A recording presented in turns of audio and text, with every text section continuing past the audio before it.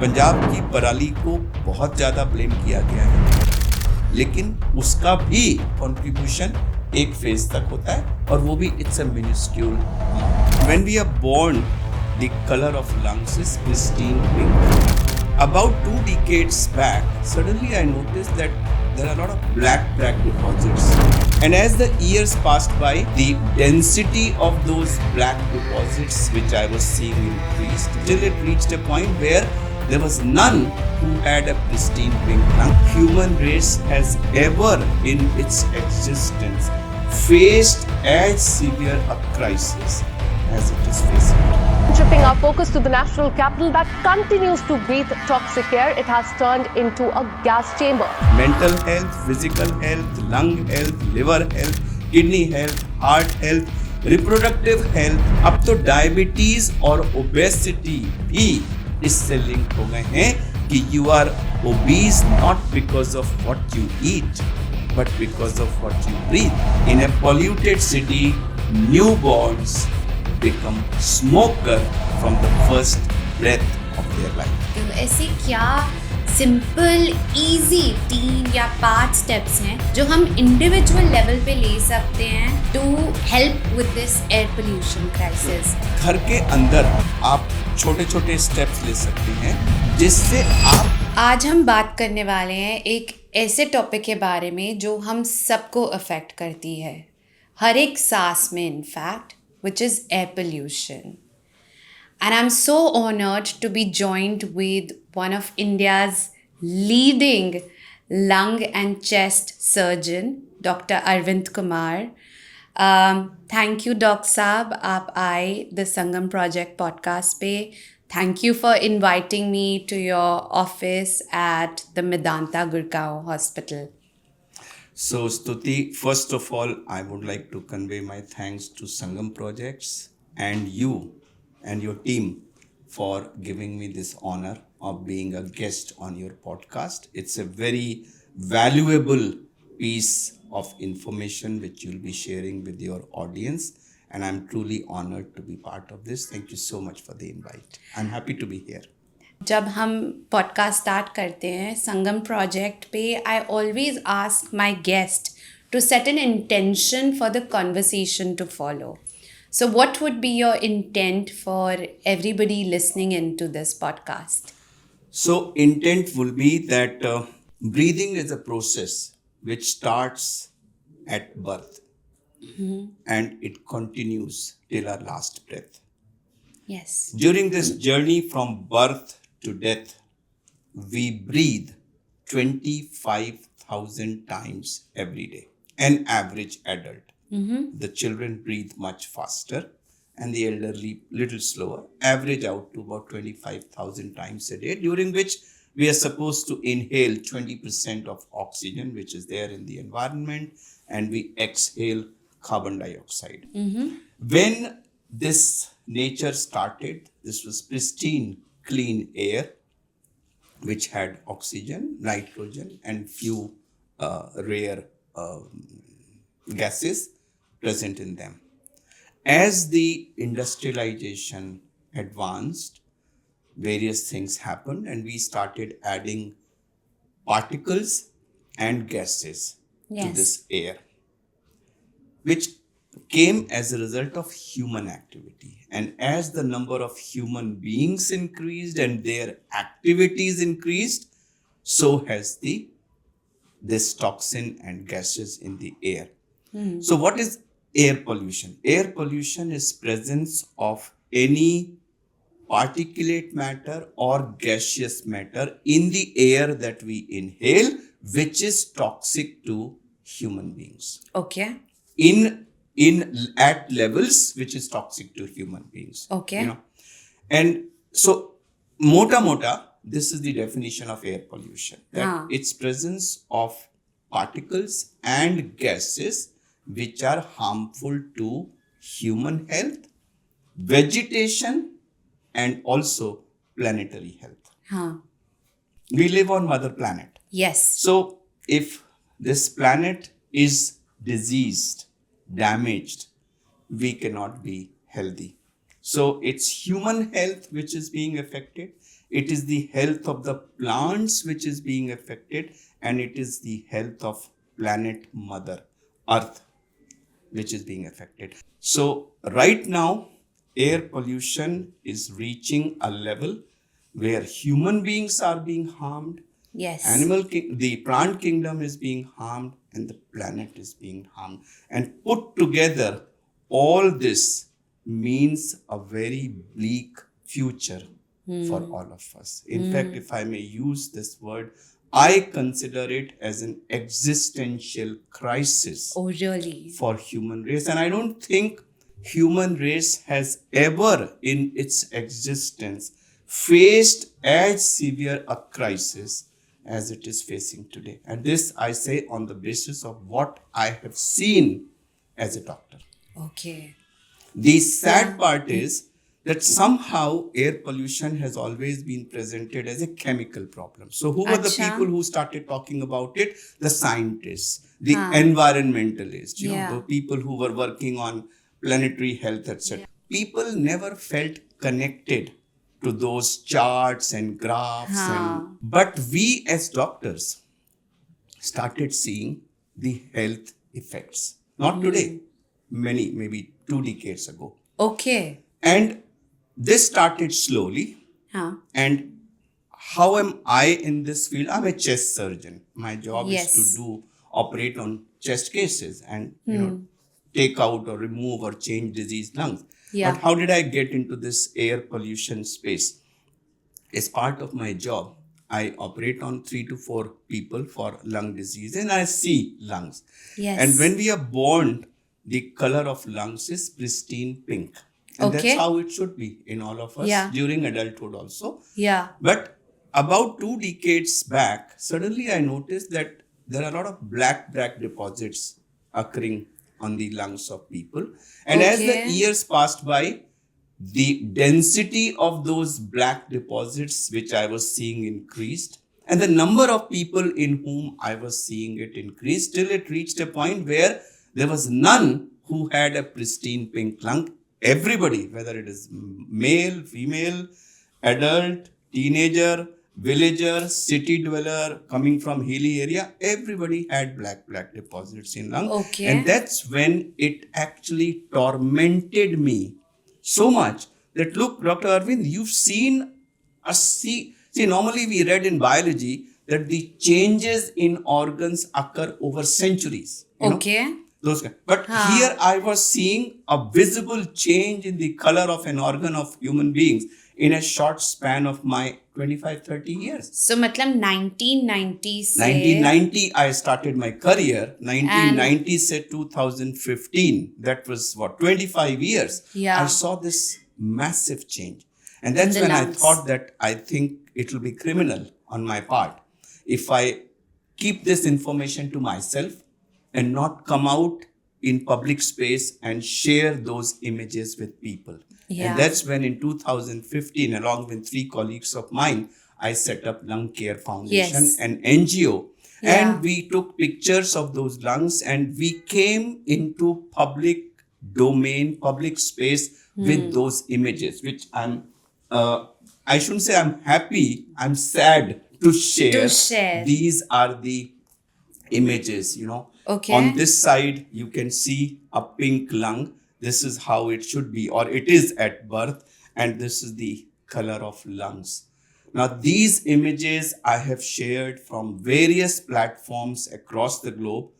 And I would request all the audience who's watching this podcast to take pictures and share with these families and friends that this is what is happening to our organs. Doctor, it says a non-smoker. Yeah, non-smoker. तो ये So non-smoker if की smoker lungs है. has this kind of lung, you're not surprised. That's expected. In Okay. fact, if smoker doesn't have this lung, you'll be surprised. But when a non-smoker has this lung, you will not be surprised. You'll be shocked. And more important is the next picture. You see this picture. This is the lung of a teenager. Oh my If God. at teen age, this child has so much deposits, what will happen? What are the consequences? You can imagine. And once everybody realizes that, yes, it's about my health, my parents' health, more importantly, my kids' health.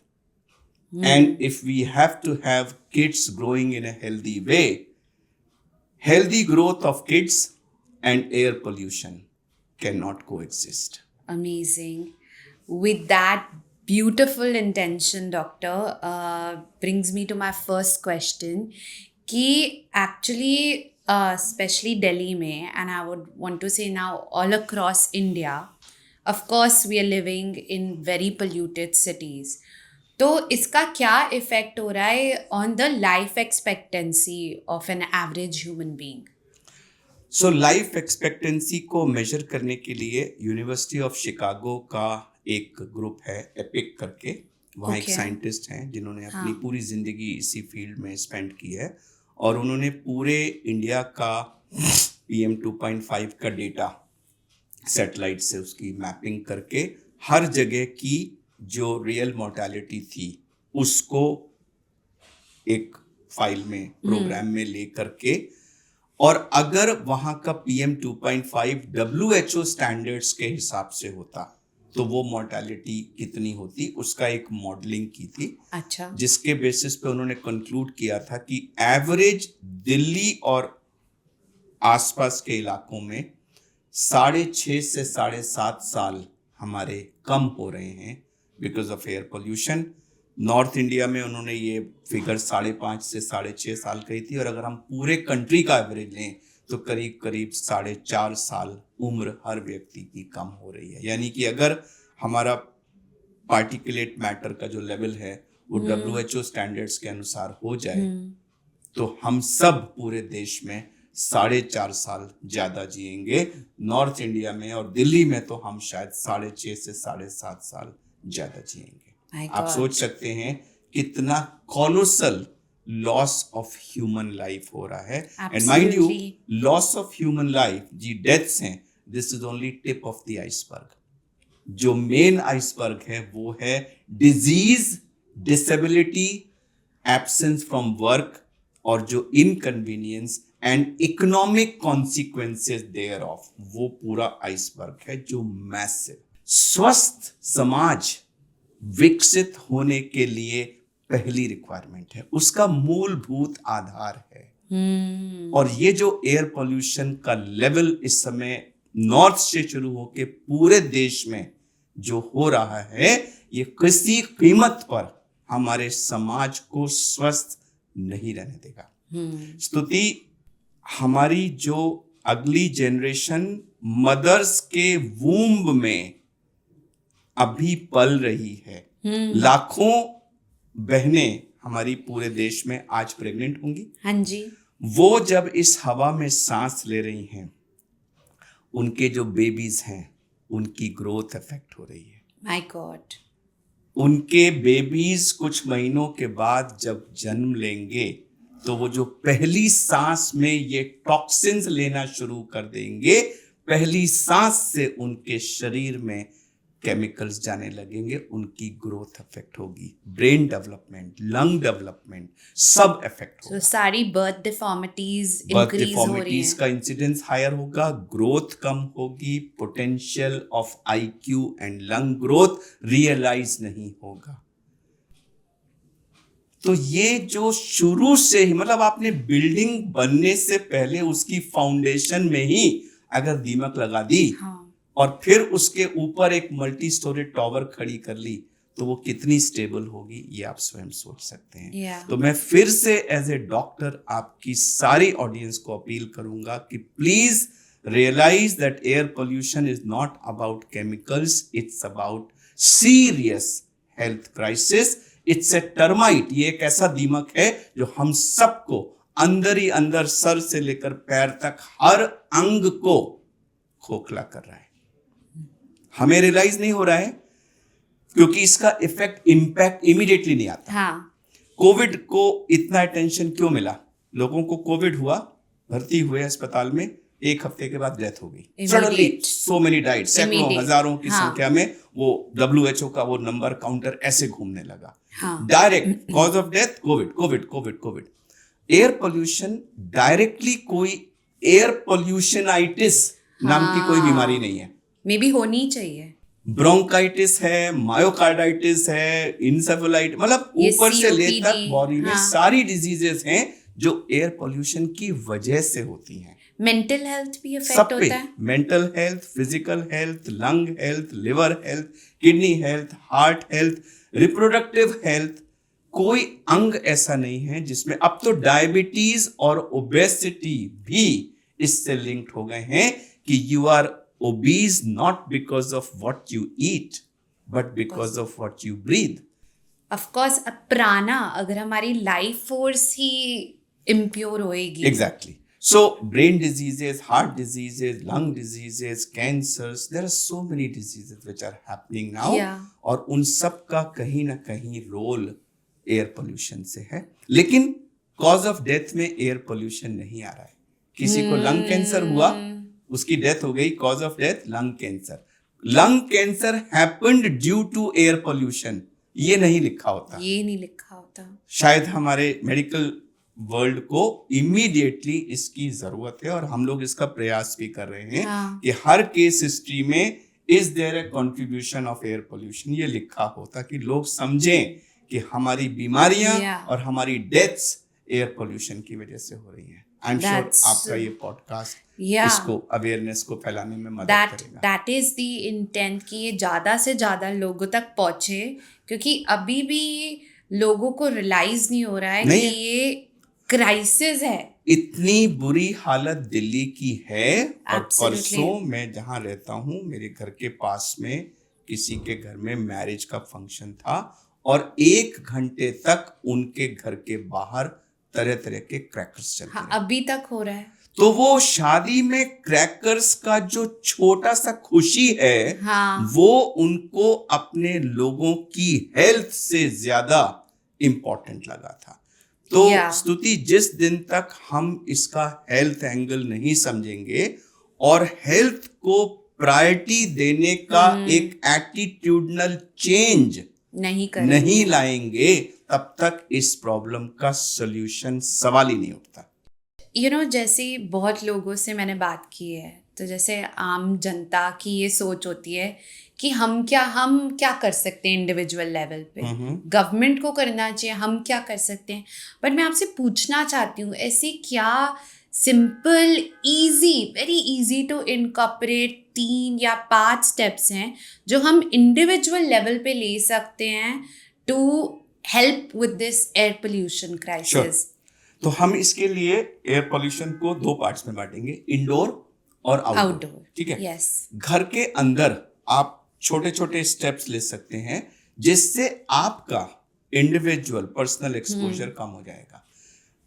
Kitchen से start करते हैं। Kitchen में हम शहरों में सब gas चलाते हैं। हाँ। तो गैस की जो एग्जॉस्ट होता है वो कलरलेस होता है, वो दिखता नहीं है। लेकिन जो वो गैस आती है हमारी पाइप्ड गैस या सिलेंडर में आए, जो लिक्विफाइड नेचुरल गैस या जो भी वो पीएनजी या एलएनजी जो भी है, तो वो जब जलती है तो उसमें से भी बहुत सारे हाइड्रोकार्बन, वो भी हाइड्रोकार्बन है, हाँ। पेट्रोलियम प्रोडक्ट है, उसके जो एग्जॉस्ट में वो सब उसके प्रोडक्ट्स निकलते हैं जो टॉक्सिक होते हैं। तो वहां पर आप ऊपर एक चिमनी लगा दें अगर पॉसिबल हो, और घर में एक एग्जॉस्ट लगा दें। हाँ। गैस ऑन करने से पहले इन दोनों को ऑन करें और गैस ऑफ करने के 10-15 मिनट बाद तक उसको ऑफ रखें। एक छोटा सा प्रयास है जो कम से कम खाना पकाने वाली गृहिणी का रोज कई घंटे होने वाले एक्सपोजर को कम कर देगी। न केवल उसका कम कर देगी, वो धुआं अल्टीमेटली, क्योंकि आज घर छोटे होते चले जा रहे हैं। कई घरों में तो वो पाश्चात्य जो ओपन किचन का फैशन आ गया। मैंने देखा है कि ड्राइंग रूम के बगल में एक ओपन किचन होता है। हाँ। ये हमारे यहाँ वेस्टर्न कॉन्सेप्ट अब आ रहा है। तो वो तो सारा घर में धुआं जाता है और घर में आने वाले हर व्यक्ति इंक्लूडिंग योर गेस्ट वो उसको इनहेल करते हैं। तो अगर आपने चिमनी और एग्जॉस्ट लगा के उसको बाहर निकाल दिया तो आपने पर्सनल एक्सपोजर कम किया। एक दूसरा, हिंदू घरों में हमारी परंपरा है अगरबत्ती जलाना, धूप बत्ती जलाना, कपूर जलाना, I'm so happy you brought this up. तेल वाला दिया जलाना, हवन करना। मैं भी एक डिवाउट हिंदी हूँ। मैं भी रोज सुबह पूजा करता हूँ और कुछ टाइम पहले तक ये सब चीजें यूज करता था। लेकिन जब से मैंने अपने इन भाषणों के दौरान देखा और खुद मैंने अगरबत्ती जला के और एयर क्वालिटी मॉनिटर को उसके पास रख के देखा कि सडनली जलते ही जैसे ही वो धुआं जाके उसको टच किया, वो वैल्यू एकदम से स्काई रॉकेट होने लगी। हाँ। तब मैंने रियलाइज किया कि अरे इसमें तो बहुत सारा पार्टिकुलेट मैटर और गैस आ रहा है, और ये तो अवॉइडेबल है, अनअवॉइडेबल तो नहीं है। मतलब भगवान जी को अगर मैं हनुमान चालीसा का पाठ में अगरबत्ती के साथ करूं और बिना अगरबत्ती के करूं, हाँ। तो ऐसा तो नहीं है कि हनुमान जी बिना अगरबत्ती वाली पाठ को रिजेक्ट कर देंगे, नहीं, ये तो हमारा माइंडसेट है ना। तो हम उसको अवॉइड कर सकते हैं, छोटी छोटी चीजें। क्या डिफरेंस आ रहा था बहुत डॉक्टर? एकदम से PM10, उसमें PM10 ज्यादा होता है। हाँ। PM10 और PM2.5 दोनों के levels with in few minutes जलाते ही वो कई गुना बढ़ गए। ओके। मतलब मैंने कई जगह Yeah. दिखाया है, मैं अपने लेक्चर्स में दिखाता हूँ कि हाँ. देखिए, जब लेक्चर्स यूजुअली हॉल के अंदर होते हैं, हाँ. हॉल एयर कंडीशन होता है, हाँ. तो उसमें वो फिल्टर होता है, तो AQI वहाँ यूजुअली 200 के आसपास होती है। Okay. बाहर चाहे 500 होगी, तो हाँ. एयर कंडीशन हॉल में 200 होती है। तो जब 200 में जैसे ही जलाया, वो उठ करके 800-900 चली। Oh my God. Very many fold increase immediately. और आप सोचिए कि जब वो पूरी इतनी बड़ी अगरबत्ती घर में जलती है, अक्सर लोग 3-3, 4-4 जलाते हैं, वो जल के पूरे कमरे में जो धुआं, और कमरे बंद होते हैं तो वो धुआं वहीं रहता है और आप दिन भर उसको इनहेल करते रहते हैं। ये एक अवॉइडेबल छोटा सा काम है। इसी तरह से घर में कारपेट्स होते हैं, कारपेट्स में डस्ट जमती है। हमारे यहाँ तो वैसे इतनी धूल होती है, कोई ऊपर से आप उसको हल्की फल्की झाड़ू मारो तो उसमें से और उसके पार्टिकल्स निकलते हैं। कुल मिला के डस्ट वहीं रहती है। किसी के पास रोज वॉक्यूम करने का टाइम नहीं होता है, ना वो फिजिकली संभव है। जब हम चलते हैं उसमें से वो धूल उड़ती है, और वो एक एलर्जिक प्रॉब्लम्स का, अस्थमा का, खासकर से बच्चों में अस्थमेटिक प्रॉब्लम्स का एक बहुत मेजर कारण है। तो अगर आप घर से टोटली कारपेट्स को हटा दीजिए, जो अपहोल्स्ट्री होती है हमारी सोफों वगैरह की, वो बहुत मोटी मोटी गॉडी सी, जिसमें खूब सारी नॉट्स और ये, उन सब के बीच में डस्ट जमा होती है। सिमिलरली कर्टेन्स, आजकल वो मखमल वगैरह के डिजाइन के बड़े हैवी कपड़ों के आ रहे हैं, बड़े सुंदर लगते हैं, लेकिन आप उनको रोज निकाल करके ना धो सकते हैं, ना ड्राई क्लीन कर सकते हैं, तो वो लगे रहते हैं, उसमें धूल जमा होती है, उसको तो आप साफ नहीं कर सकते। जितनी बार आप खोलेंगे, बंद करेंगे, वो डस्ट आपके कमरे में आती है, उसको आप इनहेल करते हैं। सबसे ज्यादा डैमेज बच्चों को होता है। अच्छा। जो लोग स्मोक करते हैं घर में, तो वो जब खुद स्मोक करते हैं तो वो तो इनहेलर ले रहे हैं, इनहेल कर रहे हैं, लेकिन वो फिल्टर के थ्रू जा रहा है। First hand smoke is going through filter. जब वो हाथ में ऐसे लेके बैठे होते हैं, तो जो धुआं उड़ता है, जो कमरे में भरता है, वो कहलाता है second hand smoke, without filter, जिसको घर में बैठे बाकी लोग इनहेल करते हैं। एक इसका थर्ड कंपोनेंट होता है कि ये धुआं और वो ऐश वगैरह नीचे कारपेट्स वगैरह पे सेटल हो जाती है। वो धुआं भी जब सेटल होता है बेड पे, आपके सोफा वगैरह पे, चेयर्स पे, या कारपेट्स पे, या कर्टन्स पे, वो सेटल हो जाता है over a period of time. वो छोटे छोटे उसके पार्टिकल्स होते हैं, इसको कहते हैं थर्ड हैंड स्मोक। और जब हमारे टॉडलर्स, छोटे छोटे बच्चे कारपेट्स वगैरह पे खेलते हैं ना, वो वहां से धूल उठती है, और वो रहता और है वो कितने हाँ टाइम रहता तक? है, वो वहीं रहता है, वो तो उसमें रहता है जब तक आप उसको साफ नहीं करेंगे, और वो साफ हो ही नहीं पाता, और वो टॉडलर्स उसको इनहेल करते हैं, और वो हमारे बच्चों में बढ़ती हुई एलर्जिक और एस्थमेटिक प्रॉब्लम्स का एक बहुत इंपॉर्टेंट कारण है। So, for all parents listening, and especially smokers, I think this is so important. Please don't smoke inside the house. Please.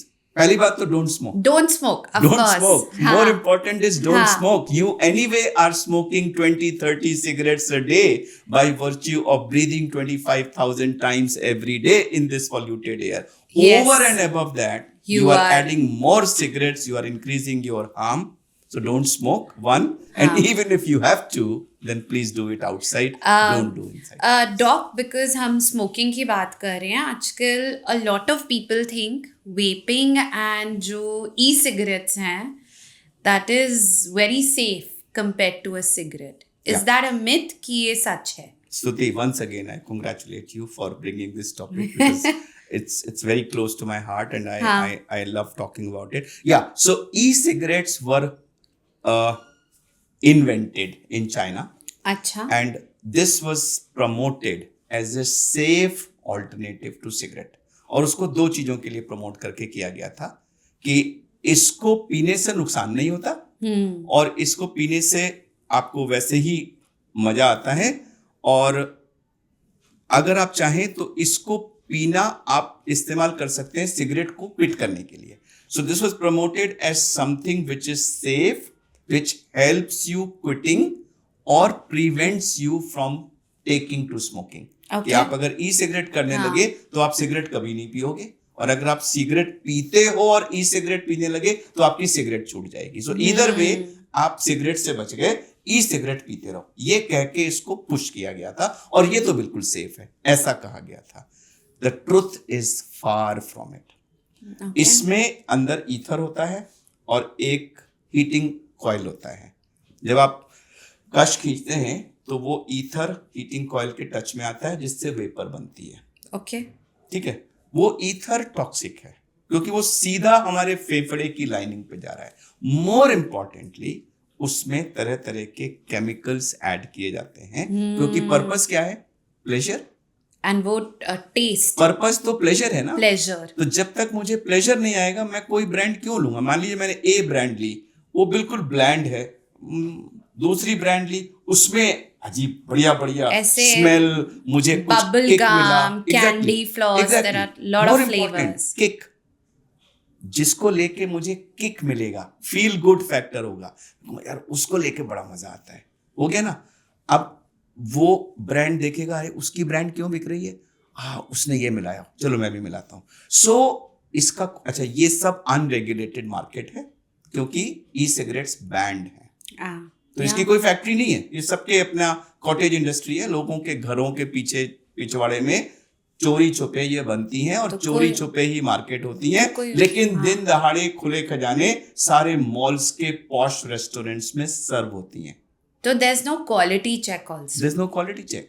और जैसे हुश ट्रेजेडीज होती हैं कि वो हुश जो बनती है गांव में, उसमें कभी पॉइजनिंग हो जाती है, उसी तरह से इसमें भी कुछ भी हो सकता है. And there have been epidemics across the globe.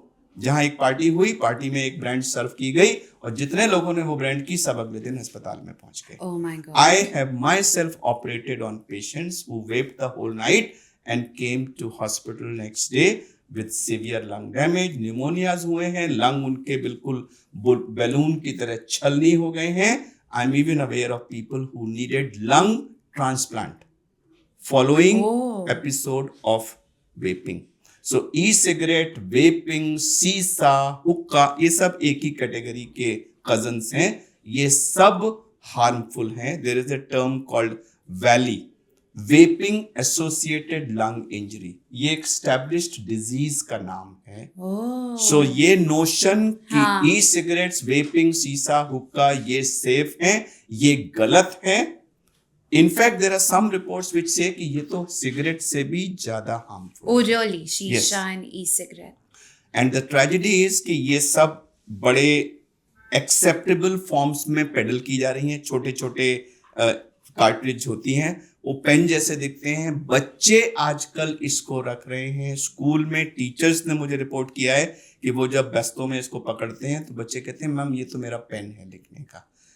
Parents are letting it happen because they say कि चलो यार ई सिगरेट पी लेना, इससे सिगरेट बच जाएगी. तो ना तो ई सिगरेट से सिगरेट बचती है. There are studies to say that children who take to e cigarettes, most of them ultimately take to smoking also. So वो जो एक रीजन था वो भी नहीं है, वो भी गलत और दूसरा ये रीजन कि it is safer to cigarette, वो भी गलत है. तो कुल मिला के single line message, e-cigarette, vaping, sisa, hookah is equally or even more dangerous than smoking.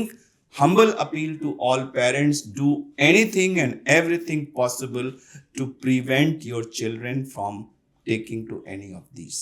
I'm so glad we brought this up because it's very important for people to bust this myth कि this is not a healthier alternative. Sure. Doctor, going a little back to air pollution, आपने बोला that the air we are breathing is equivalent to smoking 20 to 25 cigarettes a day, even for a non-smoker. तो आप बहुत सरल भाषा में बताइए, जो PM 2.5 जो हम इनहेल कर रहे हैं उसका क्या इम्पैक्ट होता है हमारी लंग्स पे? जैसा हमने शुरू में डिस्कस किया था कि पॉल्यूशन दो तरह का है, पार्टिकुलेट मैटर और गैसेस। जो Okay. पार्टिकुलेट मैटर होता है वो बेसिकली सिलिका के छोटे छोटे कण हैं और उनको पीएम का मतलब पार्टिकुलेट मैटर, हाँ. उनको एक नंबर दिया गया है depending on their size. So PM10 is 10 micron, PM2.5 is 2.5 micron, then there is PM1 and less than 1। ये जो PM10 है वो 10 बड़ा पार्टिकल होता है, वो प्राय हमारी नाक में जो बाल वगैरह होते हैं या अगर थ्रोट वगैरह में यहीं पर ट्रैप हो जाता है, ज्यादा से ज्यादा वो विंड पाइप के शुरू तक पहुंच पाता है। लेकिन जो PM2.5 है, और 2.5 का क्या साइज है मैं बता दूं कि अगर 20 PM2.5 के पार्टिकल्स साथ रखे जाएंगे तो हमारा एक बाल के बराबर होंगे।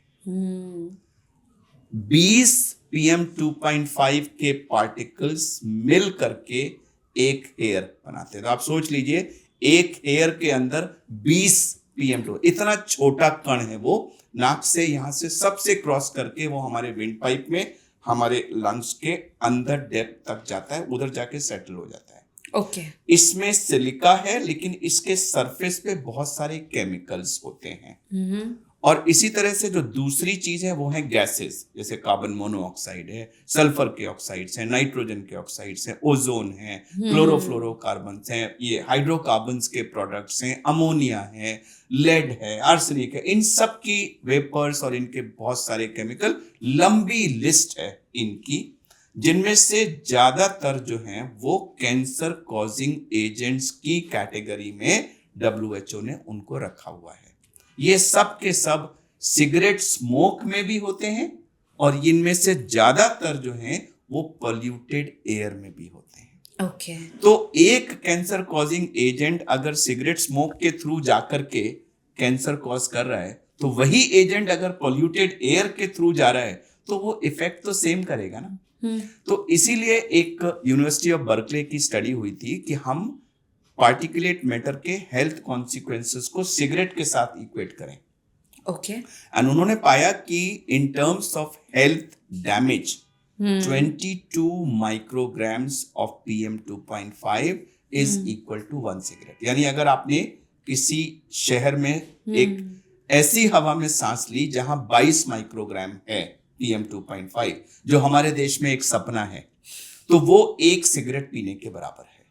अब हमारी दिल्ली में एवरेज 250-300 रहती है और आजकल तो वो 400, 500, 600, कुछ एक्चुअली पता ही नहीं है, because nobody knows the true figure। जो फिगर्स हमारी रिलीज हो रही हैं वो फज्ड फिगर्स हैं। हाँ। बट 500 के ऊपर रहता है। तो 500 जो है वो अगर आप 22 से मल्टीप्लाई करें तो 20 और 25 के, तो 500 PM2.5 वाले शहर में 24 घंटे सांस लेने का मतलब हुआ 25 सिगरेट पीना।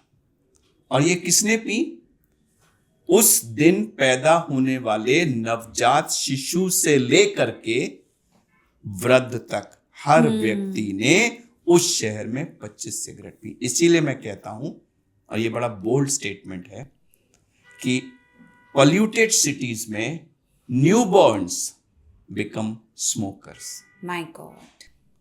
इन ए polluted city newborns become smoker from the first breath of their life।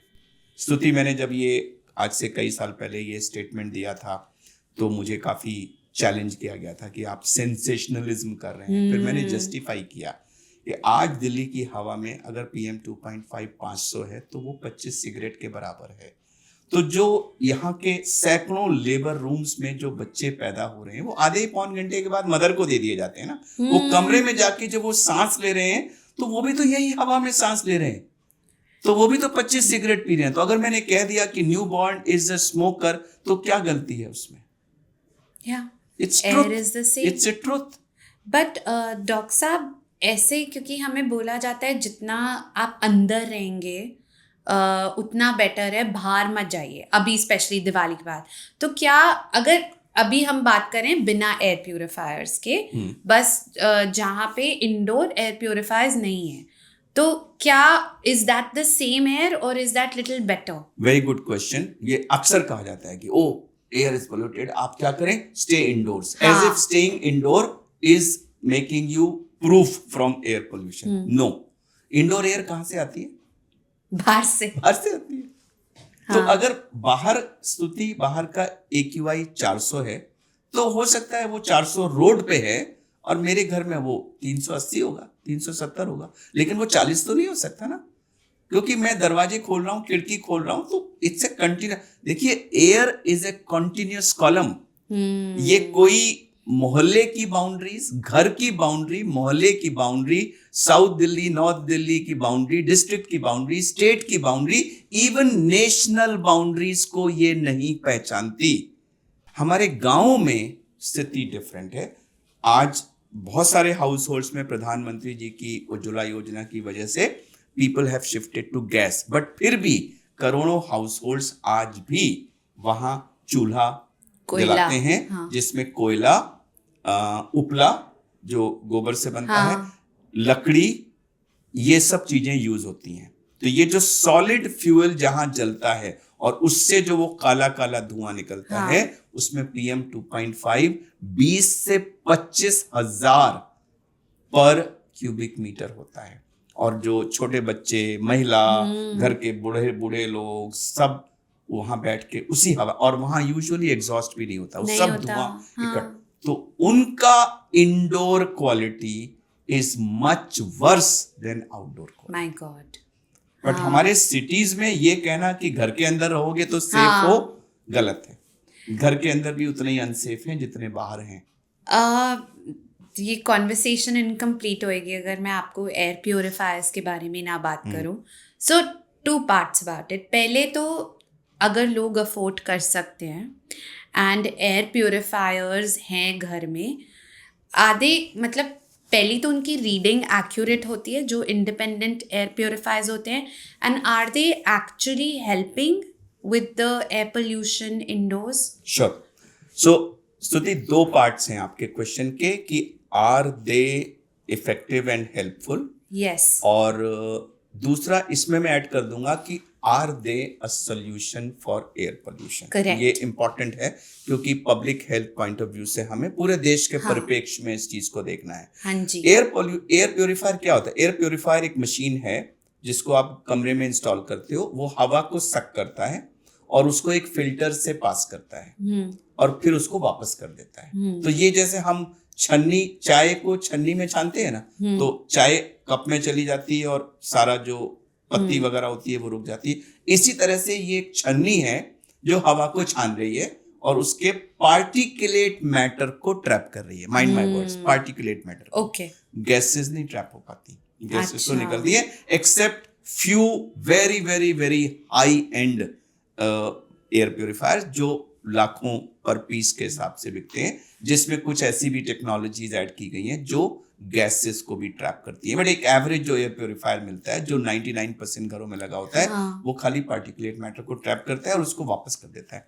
उसकी एक हैंडलिंग कैपेसिटी होती है। आप एक बड़े से हॉल में एक छोटा सा प्योरीफायर रख दोगे तो वो कुछ नहीं कर पाएगा, लेकिन हाँ कैपेसिटी के हिसाब से रखोगे तो वो पार्टिकुलेट मैटर को ट्रैप करने लगेगा। लेकिन उसके लिए आपको दरवाजा और खिड़कियां बंद करने पड़ेंगे, जैसा हम AC में करते हैं। नंबर 1। नंबर 2, जब आज आपका PM 2.5 500 है बाहर, तो वो उसका जो फिल्टर है वो बेसिकली तो फिल्टर में वो सब ट्रैप हो रहा है ना, तो आपकी छन्नी में पत्ती इकट्ठी हो रही है, तो एक स्टेज आएगी ना जो आपकी छन्नी भी फुल हो जाएगी, तो आपको छन्नी को खाली करना पड़ेगा ना। उसी तरह से आपको एयर फिल्टर को भी साफ करना पड़ेगा, और अगर वो इतना भर गया कि वो साफ नहीं हो रहा है तो चेंज करना पड़ेगा। और अगर आपने ऐसा नहीं किया तो वो जो उसमें गंद जमा है वो एक्चुअली हवा को साफ करने की जगह हर बार अपना थोड़ा अंश उसमें साथ में भेजेगा, क्योंकि इतना कार्बन है वहां कि वो हवा जब उससे पास हो रही है तो वो गंदी होके आएगी।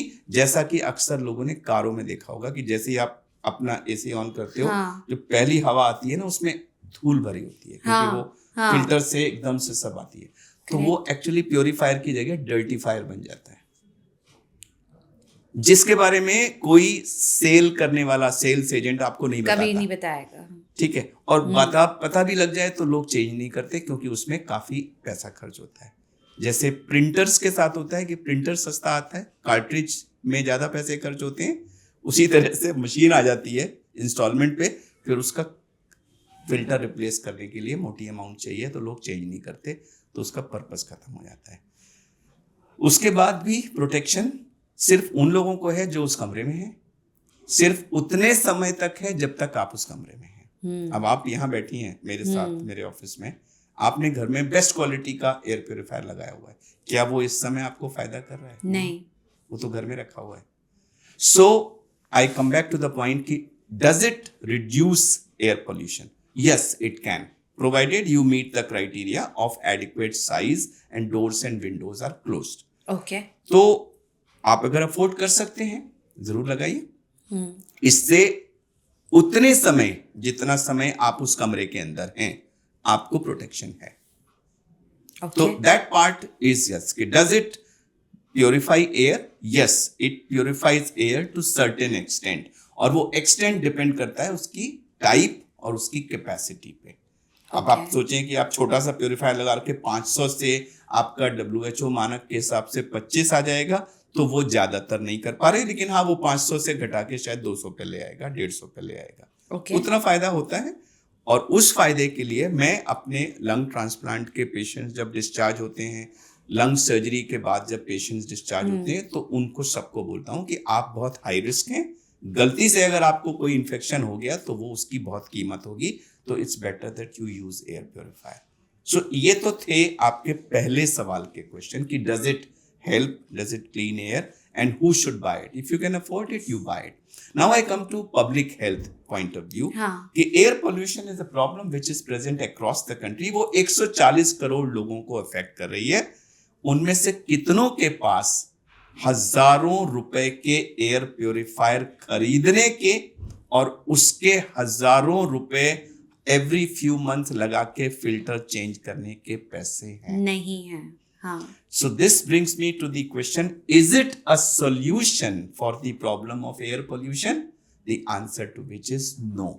Air pollution is a public problem present from one end of the country to the other, and air purifier is not a solution for that. It's a very individual solution. Yeah. If you can afford it, please do it. तो थोड़ी और independent solutions की बात करना चाहती हूँ before going to what is the public solution. पर indoor plants जैसे एलोवेरा एंड अदर प्लांट्स ये हेल्प करते हैं। सो 5-6 तरह के प्लांट्स हैं। आपने एक नाम लिया एलोवेरा, साथ में मनी प्लांट, बड़े पत्ते, mother in law tongue, araucaria, areca palm. ये 5 प्लांट्स हैं जिसमें ये प्रॉपर्टी होती है कि वो टॉक्सिन्स को एब्जॉर्ब करते हैं और ऑक्सीजन को रिलीज करते हैं। स्पेशली एलोवेरा जो है वो सारा टाइम ऑक्सीजन रिलीज करता है। तो इन प्लांट्स को, लेकिन ये ध्यान रखें कि उसके पत्ते बड़े होने चाहिए, बिकॉज जो एक्सचेंज है ना वो उसकी सरफेस से हो रहा है। जितना ज्यादा सरफेस एरिया होगा उतना वो टॉक्सिन्स को ज्यादा एब्जॉर्ब करेगा। तो आप मदर इन लॉ टंग के प्लांट्स को खूब घर के अंदर लगा लीजिए, और एरोकेरिया, एलोवेरा, एरिका पाम, इन सब को आप लगाइए, तो इससे डेफिनेटली आपको फायदा होगा। और जैसे बहुत सारे, क्योंकि हम इंडियंस हैं तो बहुत सारे नुस्खे होते हैं घर के कि काढ़ा बना लिया, हल्दी पानी, ये सब।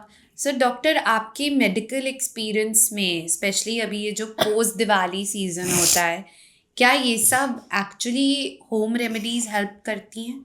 देखिए, हल्दी मैंने भी बचपन से यूज़ की है। मेरी दादी कभी भी खांसी हो जाती थी तो वो हल्दी को पीस के दूध में मिला के पिला दिया करती थी। कहीं चोट लगती थी तो हल्दी की पुलटन लगा दी जाती थी।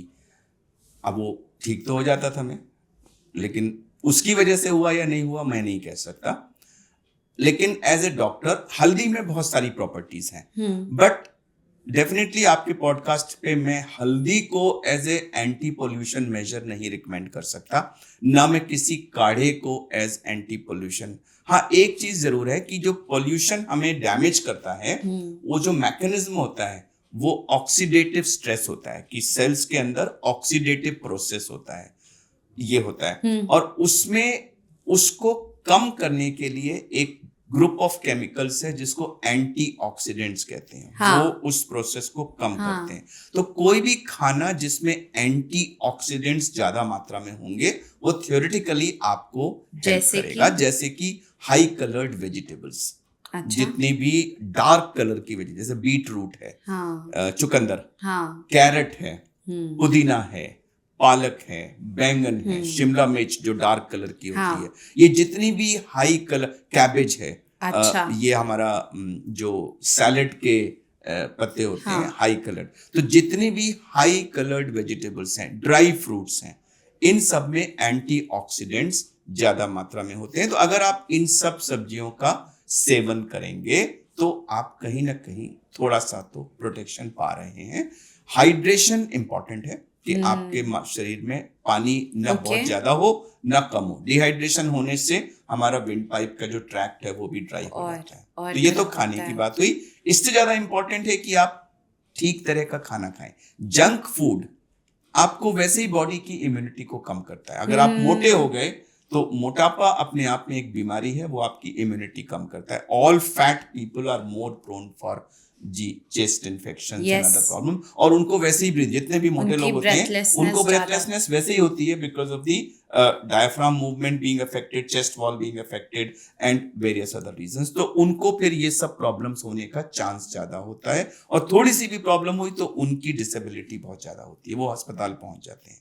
तो अपना वेट ठीक रखिए, अपने को एक्टिव रखिए। हाँ, एक और बात कि जब ये इतना ज्यादा आउटडोर पोल्यूशन है तो ऐसे में बाहर जाकर एक्सरसाइज ना करें। यस, ये मुझे पूछना था। बच्चों को तो बिल्कुल बाहर मतलब बिल्कुल नहीं भेजें। देखिए, उसका रीजन बताता हूँ। जब आप एक्सरसाइज करते हैं, माने अभी मैं 14 से 16 बार प्रति मिनट सांस ले रहा हूँ, हाँ, तो उसमें एक्स अमाउंट ऑफ एयर जा रही है।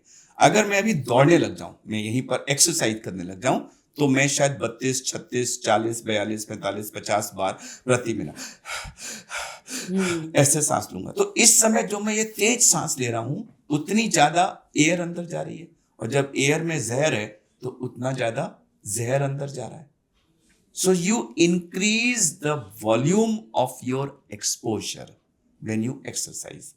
तो आप बाहर 500 AQI है और उसमें आप जाकर के एक्सरसाइज कर रहे हैं, तो you are increasing your exposure and harming yourself. ऐसा हरगिज ना करें। इसीलिए अभी एक हाई कोर्ट में कुछ बच्चों ने अपील की थी कि स्कूल में जो एनुअल स्पोर्ट्स हो रहे थे, हाँ, जिसमें बच्चों को दौड़ना भागना पड़ रहा था, वो उनके लिए हार्मफुल फॉर हेल्थ था। तो मैंने एज ए डॉक्टर उसमें एक अपनी मेडिकल एडवाइस दी थी कि मेडिकल ग्राउंड्स पे इस समय मैराथन दौड़ना, cycle race, sports activities outdoor बिल्कुल बंद होनी चाहिए। 2-3 महीनों के लिए। जी, जब भी हमारा एयर पोल्यूशन लेवल हाई है, नो आउटडोर एक्टिविटी। एक और चीज मैं बताऊं, मैंने लोगों को देखा है कि लोग N95 मास्क लगा के एक्सरसाइज करने चले जाते हैं। हाँ, तो ऐसा कृपया हरगिज ना करें। N95 मास्क जो होता है वो एक स्पेशल फैब्रिक से बनता है, जिसके पोर साइज बड़े छोटे होते हैं। वो इतने छोटे होते हैं कि वो पार्टिकुलेट मैटर को ट्रैप कर लेते हैं, केवल गैसेज इसमें से पास हो पाती हैं। तो जब आप इस N95 मास्क को लगा करके प्रॉपरली इस तरह से, और इसको जब आप पहनते हैं तो आपको ये क्लिप का साइड ऊपर रखना पड़ता है, नोज के ऊपर रखिए, इसको पहनिए और फिर क्लिप को ऐसे हल्का सा पिंच करिए ऐसे, जिससे कि ये स्नगली नोज के अराउंड फिक्स हो गया। और ये साइड से देखिए ये पूरा है और इधर थोड़ी तक पूरा हो गया। अब स्नगली फिटिंग N95 लगाने के बाद इस समय जो मैं सांस ले रहा हूं तो मेरी सारी 100% एयर इसके थ्रू पास हो रही है और वो पार्टिकुलेट मैटर ट्रैप हो जाएगा। बट इसमें एयर के पैसेज में रेजिस्टेंस होती है। अब मैंने अभी आपको बोलना शुरू किया, अगर मैं 4-5 मिनट तक इसको लगा के बोलूंगा तो आप देखिएगा मैं हल्का सा ब्रेथलेस होने लगूंगा। इसमें चोकिंग फीलिंग होती है। तो रेस्ट पे ऐसा है, और जब हम एक्सरसाइज करते हैं we have to inhale more air, and when I am trying to inhale more air through this resistance, what will happen, मुझे उतना ज्यादा और एफर्ट करना पड़ेगा और हो सकता है एनफ एयर ना पहुंच पाए, मेरा ऑक्सीजन कम हो जाए और मुझे डैमेज हो जाए। So please don't ever exercise with N95 mask on. ये एक सीरियस हेल्थ रिस्क है, ऐसा ना करें. बट डॉक्टर साहब, क्योंकि हम मास्क की बात कर रहे हैं, मुझे पूछना है कि जब कोविड हुआ था, because that time it was we had to wear the mask. आप गाड़ी में हो, फ्लाइट में हो, कहीं भी पब्लिक स्पेस पे हो, मास्क पहनना है. बट अभी ऐसा क्योंकि रूल नहीं है तो लोग नहीं पहनते. पर ये N95 मास्क का अभी जो स्पेशली अभी जब हमारी सिवियर हैजर्डस कैटेगरी में है एयर पोल्यूशन, तो N95 मास्क के डूज एंड डोंट्स क्या है, कहाँ पहनना चाहिए, कितने समय तक पहनना चाहिए? डूज एंड डोंट्स ये है कि जो हमारा, बहुत से लोग कपड़ा लगाते हैं, हाँ, जैसे वो चुन्नी को 3 हाँ. लेयर में करके लगा लिया, ठीक है. आप अगर कुछ नहीं है तो आपने चुन्नी लगा ली, तो कम से कम जो मोटे मोटे कण हैं वो तो रुक जाएंगे, लेकिन PM 2.5 नहीं रुकेगा, वो तो क्रॉस हो जाएगा. गैसेज नहीं रुकेंगी. उसी तरह से जो हमारा सर्जिकल मास्क होता है, जो हम लोग ऑपरेशन के दौरान यूज करते हैं, वो भी एक फैब्रिक का बना होता है जिसमें से पोर साइज ऐसा है कि हम आराम से उसको पहन के हम लोग सर्जरी करते हैं, तो हमें आराम से ब्रीथ करना जरूरी है. तो उसमें से भी PM 2.5 निकल जाता है, गैसेस निकल जाती हैं, मोटे मोटे पार्टिकल जरूर होंगे तो वो रुक जाएंगे बाहर. जो PM 2.5 को रोक सकता है वो है ये N95. लेकिन इसको पहन के आपको रेजिस्टेंस आती है और बहुत ज़्यादा टाइम तक आप इसको पहन के, हम लोगों ने N95 कोविड के दौरान इसको पहना है, लेकिन क्या हालत हमारी होती थी जब हम सर्जरी करते थे, 4-6 घंटे सर्जरी करके इसको निकालते थे, तो काफ़ी टाइम लगता था हमें नॉर्मल फील करने में. Everybody used to feel suffocated and choked. तो N95 पहनिए, अगर आपको बाहर जाना है तो पहनिए, लेकिन इसको पहन करके दौड़ने, भागने, एक्सरसाइज करने वाला काम मत करिएगा. ओके. और ये प्रोटेक्शन आपको उतना ही देर देता है जितनी देर आपने इसको, जैसा मैंने दिखाया वैसे पहना. मैंने देखा है बहुत से लोग क्या करते हैं, इसको लगा लेते हैं ऐसे, और लगाने के बाद इसको ऐसे कर लेते हैं. क्योंकि सांस फूलती है ना, तो वो ऐसे कर लेते हैं. तो ये मुंह के बाहर लगाने से आपको 0 प्रोटेक्शन. हाँ. एंड डॉक्टर साहब, वन वेरी इंपॉर्टेंट पॉइंट कि कितने टाइम्स पहनने के बाद इसे चेंज करना चाहिए? इसमें कोई टाइम का बाइंडिंग नहीं है. इसकी फिजिकल प्रॉपर्टी है कि अगर जैसे ये इंटैक्ट है, और एक तो गीला नहीं होना चाहिए, गीला होने के बाद ये खराब हो जाता है, और ये फिजिकली कहीं से टॉर्न या फटा हुआ नहीं होना चाहिए. और इसको आप गंदी जगह पे ना रखिए, वरना ये आपके लिए एक हेल्थ हजार्ड हो जाएगा. तो जैसे कोविड के टाइम हम लोग कहते थे कि भाई इसको कोई लिफाफा कागज का लेके उसके अंदर संभाल के रख लीजिए, और इंटरचेंज, मतलब आपका मास्क मैं पहनूं, मेरा मास्क आप पहन ले, देन आप इंटरपर्सनल इन्फेक्शन ट्रांसफर को एनकरेज कर रहे हैं. तो इसको हम लिफाफे के अंदर रख दें, जब तक ये फिजिकली टॉर्न नहीं है या गीला नहीं है, फटा नहीं है, आप इसको यूज तब तक पहन सकते हैं. एंड एक बात बताइए डॉक्टर साहब, जैसे कि ब्रीदिंग एक्सरसाइजेस और प्राणायाम, क्या ये हेल्प करते हैं? जी, ये हेल्प करते हैं, और लेकिन एक्सरसाइजेज आप आउटडोर पॉल्यूटेड एरिया में नहीं करेंगे. ब्रीदिंग एक्सरसाइज जो है वो बेसिकली हम एक अपने पेशेंट्स को भी बोलते हैं और सबको हम बोल रहे हैं कि आप अपने लंग की कैपेसिटी को बढ़ा सकते हैं. अच्छा. वो कैसे कि एक ब्रेथ होल्डिंग होती है, जिसमें मैं कहता हूं कि आप मुंह खोल के या नाक से, जैसा आपको कन्वीनियंट हो, एक गहरा सांस खींचिए, और खींचिए खींचिए खींचिए खींचिए कि जितना आप खींच सकते हैं खींचे. हम एक बार करके देख लेते हैं इसको. Let's start now. 1-2 आपने नॉर्मल सांस ली,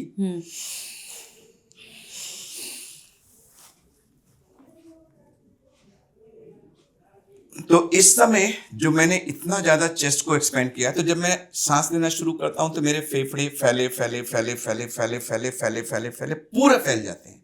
तो जितनी भी मेरी लंग की कैपेसिटी है, 100% कैपेसिटी रिक्रूट हो गई. और लंग्स अगर किसी रीजन से श्रिंक कर रहे थे तो वो अपनी फुल कैपेसिटी में एक्सपैंड हो गए. और ये करके मैंने उसको ब्रेथ को रोक लिया, तो वो खुले और खुले रहे. और मैं इसको कुछ देर होल्ड करके रखता हूं. मैं 45 सेकेंड्स का मैंने कोविड के दौरान और बाकी सब में करके एक 45 सेकंड्स की फिगर रीच की है कि अगर आप 45 सेकंड्स तक सांस खींच के रोक पाते हैं तो दैट मीन्स कि आपके लंग्स से ऑक्सीजन का आदान प्रदान इतना अच्छा हो रहा है कि बॉडी आपकी वो ठीक है और वो healthy है। It shows good condition of your lungs. लेकिन अगर किसी का कम है तो परेशान ना हो कि अरे मैं तो बैड हो गया लंग। आप प्रैक्टिस करिए रोज कोशिश करके, क्योंकि it also depends on your muscle strength and how active you have been. तो उसको धीरे धीरे 1-2 सेकंड पर डे पर वीक करके आप इसको बढ़ा सकते हैं। एंड ये कितने सेट्स? सुबह आप अगर 10 मिनट का एक सेशन कर लें किसी अच्छी जगह पे बैठ के, आप अपने ऐसे करके आपने उसको 45 सेकंड तक रोका, 45 सेकंड्स हो गए तो छोड़ दिया, फिर आपने 1-2 नॉर्मल सांस ली, फिर खींचा, फिर छोड़ दिया। But I actually felt कि वो एक्सपैंड हो रहा है। हाँ, आप चेस्ट देखिए ना उसको। हाँ। You see the way the chest is moving. So normally 2-3 centimetres का मूवमेंट होता है, बट आप जब इससे करते हो तो इससे एक तो आपके चेस्ट वॉल की मैकेनिक्स इंप्रूव होती है, आपके डायाफ्राम, इस समय मेरा डायाफ्राम बिल्कुल नीचे पुश हो रहा है। हाँ। मेरी चेस्ट वॉल पूछे मुंह है, तो जो ओबीज लोग होंगे वो ये नहीं कर पाएंगे क्योंकि उनके चेस्ट वॉल की डायनेमिक्स खराब होती है। तो ये आपके चेस्ट वॉल की इलास्टिसिटी बढ़ाता है, ये आपके लंग्स की इलास्टिसिटी बढ़ाता है, लंग्स के पेरिफेरल एरियाज को रिक्रूट करता है, और अगर उनमें कोई एक श्रिंकेज की टेंडेंसी हो रही है तो उसको ये ठीक करता है और उसको एक मैक्सिमम आइडियल स्ट्रेंथ पर देता है। मोर इम्पोर्टेंटली ये आपका एक डेली लंग फंक्शन टेस्ट हो रहा है। अगर आप 45 पर हैं और 45 मेंटेन किए जा रहे हैं तो एवरीथिंग इज गुड। कभी भी कुछ अगर प्रॉब्लम होगी तो ये डाउन आ जाएगा। तो वो एक सिग्नल होगा आपको कि कुछ गड़बड़ है, आप चेक करा दीजिए। और अगर 45 सेकंड्स मेंटेन्ड है, जैसे मेरा पिछले 10 साल से 45 प्लस मेंटेन्ड है, आई एम ओके। डॉक्टर साहब, जो mostly which the most vulnerable sections of our society are जो छोटे बच्चे and हमारे elderly and pregnant women and pregnant women का आपने थोड़ा सा बताया था, but just to touch upon them individually, पहला तो बच्चे जब स्कूल जा रहे हैं स्पेशली सिवियर डेज पे या हैजर्ड डेज पे, तो क्या होना चाहिए उसका प्रोटोकॉल? बहुत मुश्किल क्वेश्चन है बिकॉज इसका कोई इजी आंसर नहीं है। मतलब क्या होना चाहिए, तो ये होना चाहिए कि वो एयर क्वालिटी को वैसा होना ही नहीं चाहिए। वही एक सोल्यूशन है। जब तक हम उसका सोल्यूशन नहीं करेंगे तब तक हम ये कहें, ये अक्सर मुझसे सवाल पूछा जाता है कि सर एयर क्वालिटी तो इम्प्रूव होती रहेगी, वो तो बात की बात है, अभी आप हमें बचने का तरीका बताइए। तो मैं इसका जवाब भी देता हूं कि आप वाइट कलर का सफारी सूट पहने हैं और आप मुझसे कहें कि डॉक्टर साहब मुझे एक गंदे पॉन्ड में कूदना है, मुझे ये तरीका बता दीजिए कि मैं कूद के बाहर आ जाऊं लेकिन मेरा सफारी सूट ना गंदा हो। तो asking कि how do I save my lungs and other organs from the effect of air pollution with AQI being 300, 400, 500 is like jumping with a white safari into a pond and asking कि how do I keep. You cannot. आप इस हवा में 25,000 बार सांस लेंगे तो damage होगा ही होगा। थोड़े थोड़े पॉइंट्स जो हमने शुरू में इंडोर के और वो सब डिस्कस किए थे, उससे आप थोड़ा सा अपने को सेव कर रहे हैं, but main damage is coming because of breathing. तो अगर आप 20 सिगरेट पी रहे हैं तो उसका डैमेज तो होगा ही होगा। तो बच्चों को स्कूल नहीं जाना चाहिए? हाँ, लेकिन स्कूल नहीं भेजेंगे मान लिया आप, बट घर में रखेंगे तो सांस तो वो ले ही रहे हैं ना। हाँ, तो स्कूल में केवल फर्क ये होगा कि शायद वो दौड़ेंगे, भाई बच्चे तो बच्चे हैं। हाँ। अब स्कूल में चले गए, बीच में खेल का पीरियड आ गया, वो दौड़ लगा रहे हैं तो उस समय उनका एक्सपोजर और बढ़ जाएगा। So by sending them to school, you are only probably exposing them little bit more because of the increased activity, etc. But by keeping them at home, you are not really 100% protecting them. Because हवा अगर AQI 400 है तो school में भी 400 है, बाहर भी 400 है, आपके घर में भी 400 नहीं होगा, 380 होगा। तो ये अनलेस कि आप उनको 24 घंटे एक एयर प्योरीफाइड कमरे में बंद करके रखो। तो मेरा सवाल है कि ये जीना भी कोई जीना है नहीं। जहां आप अपने बच्चों को स्कूल नहीं भेज सकते, बाहर नहीं निकाल सकते, उसको एक जेल में बंद करके रखा हुआ, बेटा ये मैंने प्योरीफायर खरीदा है तेरे लिए सबसे महंगा, तू इसके अंदर बंद रहे। तो व्हाट काइंड ऑफ लाइफ। इस सब में दिमाग लगाने की जगह हम एयर पोल्यूशन को रोकने पर दिमाग क्यों नहीं लगाते? बट डॉक्टर साहब, I want to ask you कि दिल्ली में तो हम देख रहे हैं दिवाली आती है, दिवाली के बाद सब बोलते हैं क्रॉप बर्निंग है, क्रॉप बर्निंग है, पंजाब से आ रहे हैं, हरियाणा से आ रहा है, दिल्ली में कुछ नहीं हो सकता। Whereas we have an example of Beijing, which was the most polluted city in the world once upon a time, and they reversed it. तो अगर genuinely अब long term solution की बात करें तो क्या कर सकते हैं हम? Can this actually be reversed? Again a good question. आपने दिवाली की बात की, तो दिवाली के बारे में मैं भी हर बार जब आता है तो मैं भी वीडियो रिलीज करता हूँ, क्रैकर्स को ना करने के लिए प्रमोट करता हूँ। But all said and done जो उसका टोटल कंट्रीब्यूशन होता है वो शायद 1% भी नहीं होता है। हाँ, उस समय जरूर वो जो टॉक्सिक केमिकल्स निकलते हैं वो बहुत हार्मफुल होते हैं। तो मैं ये कहता हूँ कि जो चीज लो हैंगिंग फ्रूट है, अवॉइड हो सकती है, उसको क्यों आप कर रहे हो? मतलब ऐसा क्या है कि वो अनार जला के हमें ऐसी खुशी मिल गई कि उस प्रोसेस में बेशक हमारे लंग डैमेज हो गए, लेकिन वो खुशी चाहिए। It's again A question of prioritising health over a short term temporary pleasure. You know, you can't let pleasure get better of your health. तो वो चीज है, इसलिए हम उसको अपोज करते हैं। Otherwise in terms of quantum उसका कंट्रीब्यूशन बड़ा थोड़ा सा है। पंजाब की पराली को बहुत ज्यादा ब्लेम किया गया है, लेकिन उसका भी कंट्रीब्यूशन एक फेज तक होता है, और वो भी it's a minuscule amount.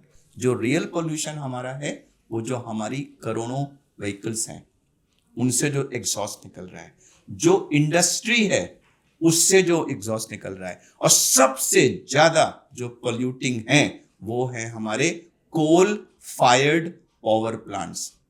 Delhi के 300 किलोमीटर रेडियस में 20 के करीब कोल फायर्ड पावर प्लांट्स हैं, जिनमें से किसी में भी वो टेक्निक नहीं लगी हुई है जिससे कोयला जलने से निकलने वाली धूल, राख, सल्फर के ऑक्साइड्स, नाइट्रोजन के ऑक्साइड्स और सैकड़ों केमिकल्स को ट्रैप करके रोका जा सके और साफ हवा को बाहर। उनमें से काला गंदा टॉक्सिक धुआं 24/7 निकलता है और सारे में फैलता है, हमारे पास भी वही आता है। इसी तरह से जगह जगह सड़क पे कच्चे पैचेस हैं, म्युनिसिपल कॉर्पोरेशन वाले लाए, उनको सीवर डालना है, उन्होंने खोदा सड़क को, सीवर डाला और उसके बाद वो गायब हो गए। उतना पोर्शन कच्चा पड़ा है, सैकड़ों हजारों गाड़ियां रोज निकलती हैं, धूल का पूरा गुबार उठ रहा है, कोई वो फिर 2 महीने के बाद जाके वो पक्की होती है। मैं एक बार जापान में ऐसा ही देखा था, कोई रोड रिपेयर हो रही थी, मैं होटल में था, वहाँ की खिड़की से नीचे दिख रहा था। रात को एक एजेंसी आई, उन्होंने सारे मशीनें लगा के उसको खोदा, कुछ पाइप चेंज किया, और उसके बाद रात को ही दूसरी एजेंसी आई, उसने उसकी रीसर्फेसिंग कर दी। सुबह जब मैं होटल से बाहर निकला तो लगा ही नहीं कि ये रोड रात को ही खुदी थी, पाइप चेंज हुआ था और रात को ही उसकी रीसर्फेसिंग भी हो गई। ये डुएबल है, हमारे यहाँ भी हो सकता है। वो जो ठेकेदार 2 महीने के बाद आता है उसको रोड को रिपेयर करने के लिए, क्यों नहीं ये आदेश होता कि जिस रात को ये खुदेगा और सीवर जल जाएगा उसके अगले रात को ही उसकी रिपेयर हो जाएगी। तो ये सब लो हैंगिंग फ्रूट्स हैं, अवॉइडेबल हैं। इनको मैं 2 में समराइज कर सकता हूं, धूल और धुआं। धूल कंस्ट्रक्शन साइट से हो, रोड से हो, घर से हो या कहीं से भी धूल आए, वो पार्टिकुलेट मैटर ऐड कर रही है। और धुआं कहीं से भी आए, वो व्हीकल से आए, इंडस्ट्री से आए, पराली बर्निंग से आए, गार्बेज बर्निंग से आए, और जो तरह तरह की बर्निंग एक्टिविटीज होती हैं उससे आए, कहीं से भी आए, उसमें केमिकल्स हैं, गैसेस हैं और पार्टिकुलेट मैटर भी है। ये दोनों मिला के हमारे पॉल्यूशन का सोर्स है, और इसमें मेजर रोल है हमारे पेट्रोलियम प्रोडक्ट्स का, हाइड्रोकार्बन्स का। जो ये फॉसिल फ्यूल्स हैं, वो सॉलिड फॉर्म में हो कोयला, लिक्विड फॉर्म में हो petrol, diesel, kerosene and other oils, या गैसियस फॉर्म में हो, चाहे वो पीएनजी हो, एलएनजी हो, एलपीजी हो। ये जितने भी फॉसिल फ्यूल्स हैं यही सारे पोल्यूशन का सोर्स है। तो आपने बीजिंग की बात की थी ना। हाँ। बीजिंग 2015 में बीजिंग हमसे ज्यादा पोल्यूटेड था। यस, उन्होंने तुरंत उसके सोल्यूशन के लिए कॉस्मेटिक सोल्यूशन नहीं किए कि हम क्लाउड सीडिंग कर हाँ, देंगे, ये कर देंगे। वो तो हमारा They fail हो said, गया। let's find the source। वही सोर्स निकले दो, धूल और धुआं। उनके पास मंगोलिया की साइड से बहुत सारे क्लाउड्स के वो डस्ट के क्लाउड्स आते थे, हाँ, जिससे पार्टिकुलर पोल्यूशन आता था। उन्होंने मैसिव ट्रैक्ट्स ऑफ प्लांटेशन किए, जिसने उसको ट्रैप रोकना शुरू कर दिया, वो बीजिंग तक नहीं पहुंची। फिर उन्होंने देखा कि यहाँ पर धुएं का सोर्स क्या है, वही vehicles and coal fired power plants. उन्होंने सबको ऑर्डर पास किया और सबको चेंज कर बंद दिया। कर आज दिया। वहां साइकिल्स चलती हैं, छोटे छोटे साइकिल वैसे मैनुअल से रिक्शाज हैं, साइकिल पाथ्स हैं, पैदल चलने को प्रमोट किया जाता है, पब्लिक ट्रांसपोर्ट है जो कि उस पे सेफ क्लीन एनर्जी पे चलता है। Number of vehicles drastically reduce हो गई है और जितने वो कोल फायर्ड और इस तरह के पावर प्लांट्स थे वो सब खत्म हो गए। हमने भी दिल्ली में थोड़ा सा किया, जब बीच में आपको याद होगा हमारा इंद्रप्रस्थ थर्मल पावर स्टेशन था, Yes. Badarpur thermal power station हाँ। था, जो कोर्ट के ऑर्डर से बंद किए गए। यस, बट ये तो बिल्कुल दिल्ली के अंदर थे, हाँ, जो बंद कर दिए गए। लेकिन आज भी ऐसे 20 प्लांट्स हमारे 300 किलोमीटर रेडियस में चल रहे हैं। so no cloud seeding, no those big ये air cosmetic purifiers, solutions हैं। स्तुति, ये सब नहीं cloud काम करेगा। seeding, पानी डालना, हाँ। फॉगिंग करना, हेलीकॉप्टर से दवा छिड़कवा देना, ये सब कॉस्मेटिक सॉल्यूशंस हैं Short जो term। शॉर्ट टर्म भी नहीं है। They are no Okay। Solution, they are pure waste. हाँ, स्मोक टावर, आप नाम बोलना भूल गए। हमारी Yes, smoke पिछली tower। सरकार में तो जो माननीय उन्होंने उस समय बनाया के था। मुख्यमंत्री थे, बड़े जोर शोर से वो मेरे नाम वाले हैं वो लेकर के आए थे smoke tower. It was hoax, it was wastage of public money. Oh really? Yes, smoke tower क्या करेगी? आप कैनॉट प्लेस में एक टावर लगा देंगे 10 हाँ। करोड़ लगा के, वो कितनी हवा को साफ कर ली। So again I Yeah। Come back, world over अगर आप देखेंगे, the solution to the problem of air pollution has come when you have seriously tackled the sources and Okay। eradicated the sources which were leading to air pollution। और उसमें energy, fossil fuels का use एक major कारण है। अगर Yes। Delhi शहर के अंदर 1 करोड़ व्हीकल्स रोज चलती रही सड़कों पे और घंटों तक सड़कों पे ट्रैफिक जैम में फंसे हुए फर्स्ट गियर में धुआं निकालती रही, तो आप कितनी भी क्लाउड सीडिंग कर लीजिए, कुछ नहीं हो सकता पोल्यूशन का। बच्चों की जिंदगी के साथ खिलवाड़ होता रहेगा। We have to get serious about it. अगर हम इसको चाहते हैं कि हमारा देश विकसित हो, उसके लिए हमारे समाज को स्वस्थ रखना जरूरी है। और अगर Yes। हम समाज को स्वस्थ रखना चाहते हैं, अपने आने वाली जो नस्ल है उसको स्वस्थ रखना चाहते हैं, तो उसके लिए एयर पोल्यूशन हटना जरूरी है। और अगर हम एयर पोल्यूशन को हटाना चाहते हैं, तो उसके लिए धूल और धुएं के जो सोर्सेज हैं, Yes। we have to strike at the source and stop it at the source। जब तक हम वो नहीं करेंगे, तब तक हमें 400 AQI वाली हवा में सांस रहना ही पड़ेगा, चाहे उसके कितने भी सीरियस हेल्थ कॉन्सिक्वेंसेस क्यों ना हो, जो आप मैं सब आज भी सफर कर रहे हैं और पता नहीं कब तक सफर करते रहेंगे। Okay, thank you doc. Thank you doctor Arvind. I know आप बहुत बहुत बिजी रहते हैं and you took out time in between your appointments for this talk with me. हमारा द संगम प्रोजेक्ट पे एक ट्रेडिशन है, I always end every conversation with a big philosophical question which I choose for every guest. So मेरा आपसे question है for everybody listening in, अगर कल से एक फैमिली को, एक इंडिविजुअल को अपनी क्वालिटी ऑफ लाइफ इंक्रीज करनी है, तो एक क्या प्रैक्टिस रेकमेंड करेंगे जो सब फॉलो कर सकते हैं? आपने कहा एक फिलोसॉफिकल क्वेश्चन से आप एंड करिए, बट ये फिलोसॉफिकल नहीं है, ये तो बहुत प्रैक्टिकल क्वेश्चन है और इसका बड़ा simple, possible to be done by everybody, answer दूंगा और उसको मैं नाम देता हूं, नाम फिलोसॉफिकल है, my solution to pollution.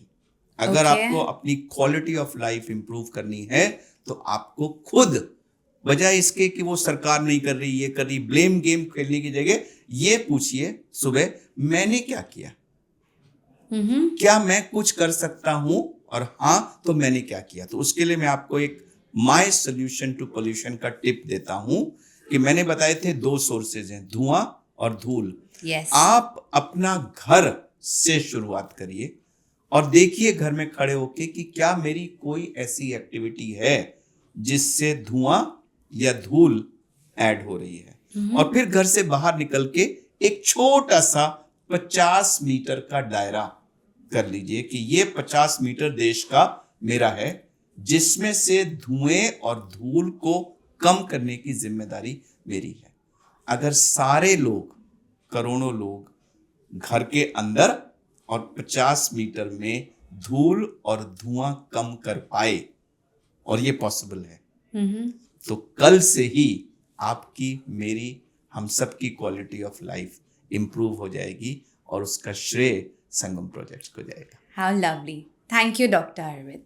Thank you. Thank you.